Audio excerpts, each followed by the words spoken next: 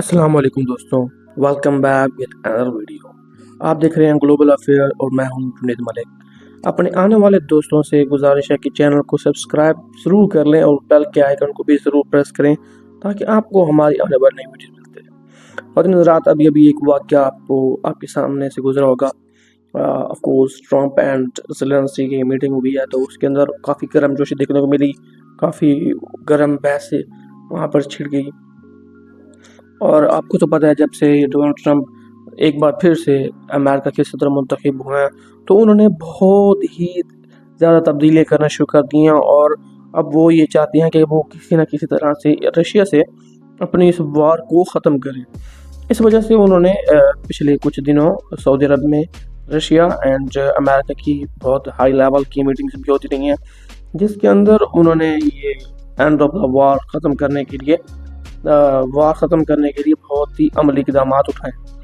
اب خواتین و حضرات، مسئلہ یہ آ رہا ہے کہ جس طرح ٹرمپ نے زیلنسکی سے بات کی روڈ بیہیویئر کے اندر، اور ایک vice president J D Vance نے بھی اپنی ان سے روڈ بیہیویئر کے اندر بات کی، تو وہ بھی بہت ہی ایک اب یہ کہہ لیں کہ ایک باعث حیرت بات ہے کہ یونائٹڈ اسٹیٹ آف امریکہ نے اپنے صرف اسلحہ پرووائڈ نہیں کیا، ان کو سفارتی تعلقات کے لیے بھی بہت زیادہ ان کو سپورٹ دی، اور ان کو یورپ سے بہت زیادہ اسلحہ دیا، اور خود بھی اتنے بہت سارے ویپن سپلائی کرتے رہے ان کو، جن کی تفصیل ہم آگے جا کے جانیں گے۔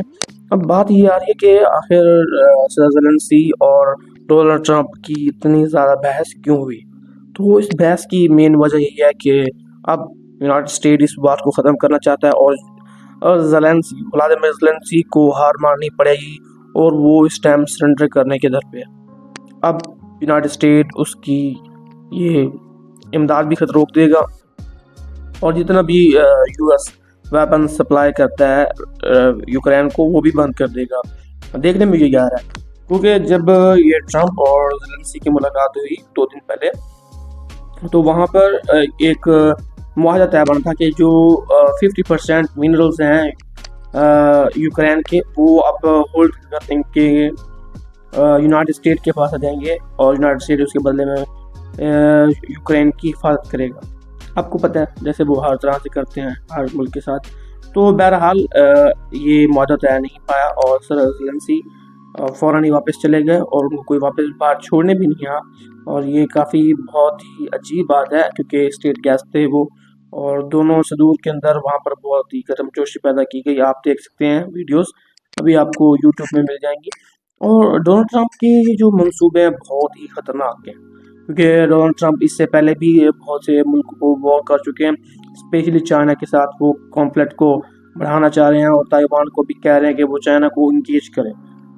بات اب یہاں پر یہ آ رہی ہے کہ ڈونلڈ ٹرمپ 15 سے 20% تک کا ٹیرف لگانے کا سوچ رہے ہیں just on China per.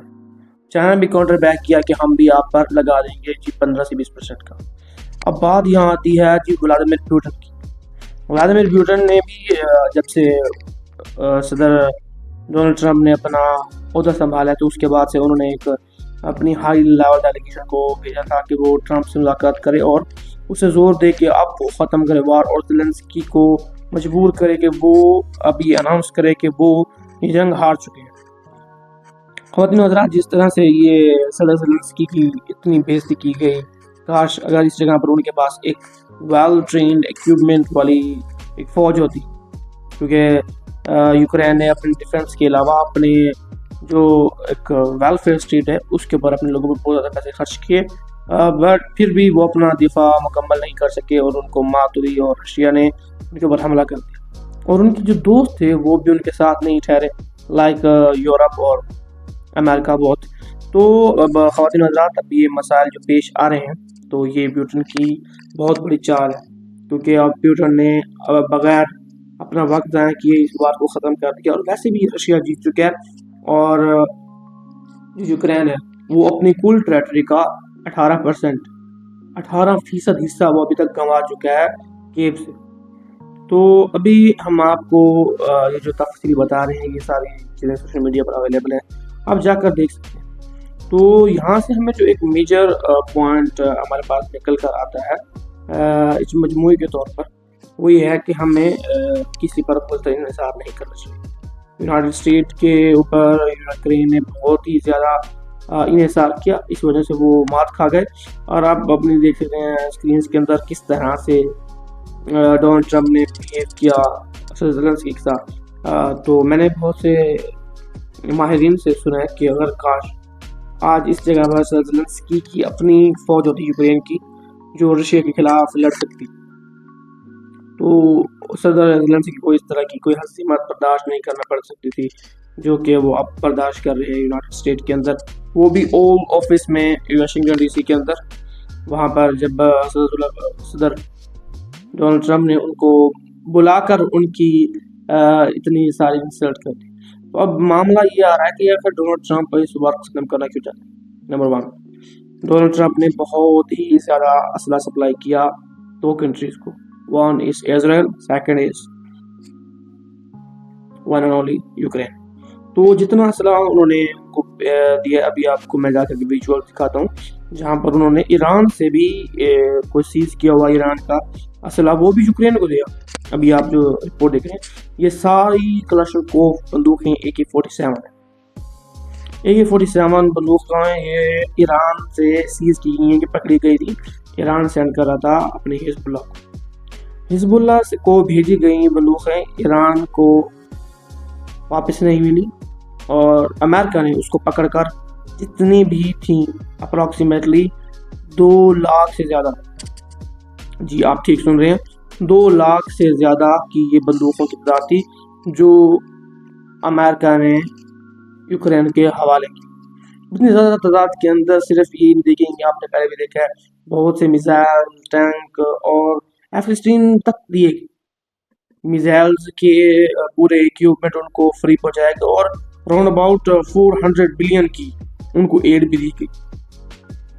$1 billion کے ویپن تو یوکرین کو ایٹ دا ٹائم پہنچا دیے گئے جب پریزیڈنٹ بائیڈن نے ان کے اوپر دستخط کیے تھے معاہدے کے اوپر۔ اگلے دن ان کو $1 ارب کے، جی $1 ارب کی ان کو تمام کے تمام میزائل سسٹم جو تھا ان کا ایئر ڈیفنس کے لیے ضروری وہ پہنچا دیا گیا تاکہ یوکرین اپنے ڈیفنس کو کھو نہ دے۔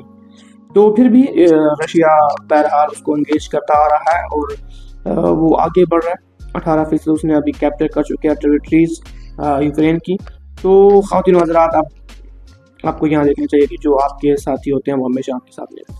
ایک میرا پرسنل پوائنٹ آف ویو ہے، میرا پرسنل پوائنٹ آف ویو یہ ہے کہ ہمیں اپنا دفاع خود کرنا چاہیے۔ we make our defense at own purposes۔